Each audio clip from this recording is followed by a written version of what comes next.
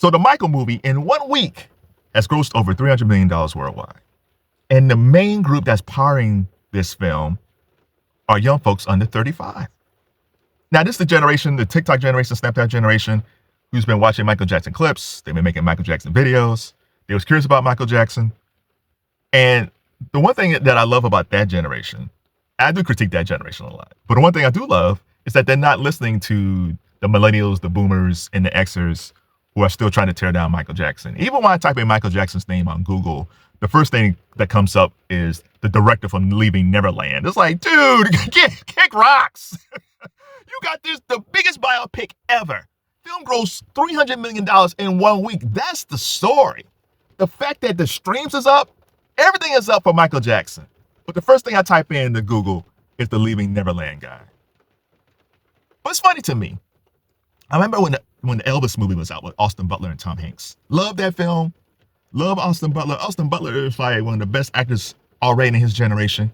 He's about to film Miami Vice 85 with Michael B. Jordan, which will come out in 2028. So I'm a big Austin Butler guy. But I remember when Austin Butler was promoting that film, he promoted it everywhere. I don't remember them asking him the question, hey, so what about Elvis when he met Priscilla? Like, he was 24 and she was 14 years old. There was a 10-year age gap between Elvis and Priscilla. Now, they didn't get married until she turned 21. But the fact that Elvis and Priscilla had some type of relationship when she was 14, 15, 16, and he was in his 20s, no one brought it up. Even with Tom Hanks. Tom Hanks played Colonel Tom Parker. No one brought that up to Tom Hanks. They just kind of left that alone.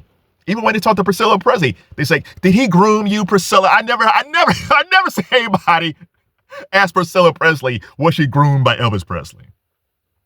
But this kind of tells you how the media kind of want to dictate how things go. It's so sad. Michael Jackson was all about love. He was all about healing the world. He had issues like we all has issues. But the fact that he actually went to trial, people forget he went through trial for this. He could have gone to prison for this.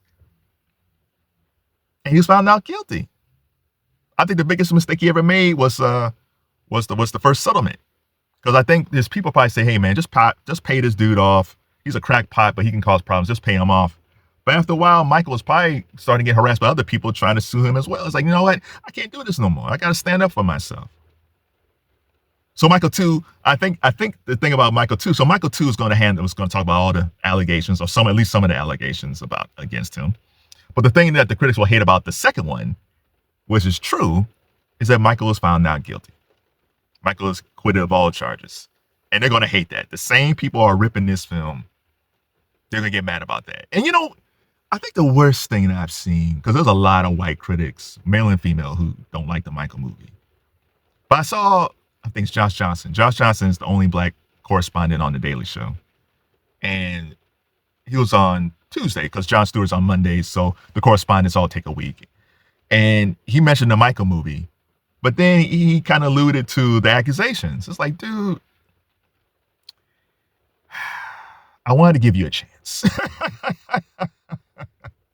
There's some black folks, him, Michael Che at SNL, they use a lot of black folks for punchlines.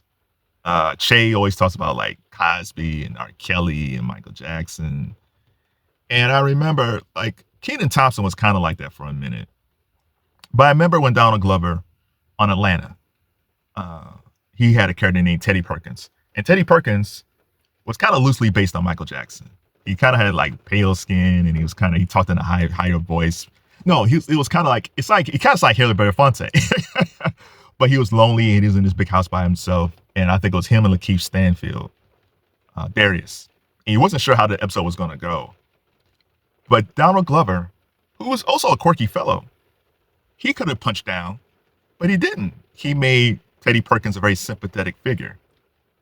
He didn't go through all this media stuff that the media is trying to paint Michael Jackson as this weirdo. Yeah, Teddy Perkins was a weird guy, but you felt sorry for Teddy Perkins. And this is Donald Glover's show. He could have done anything that he wanted. Those are the black comedians I respect. They're not making a joke to make white people feel good, or their white showrunners or their white writers to make them laugh. I think on SNL, I think that's why some of those black comedians didn't last. Jay Farrow, Finesse, Damon Wayans, because they're not going to use black people as punchlines. And then I go on Jimmy Kimmel, and Jimmy Kimmel that same night, he's saying like, oh, there's a lot of stuff left out of the Michael Jackson movie. Jimmy, now listen, man, I'm defending you on this FCC stuff, but I wouldn't mind if he had to spend some millions of dollars to fight Trump.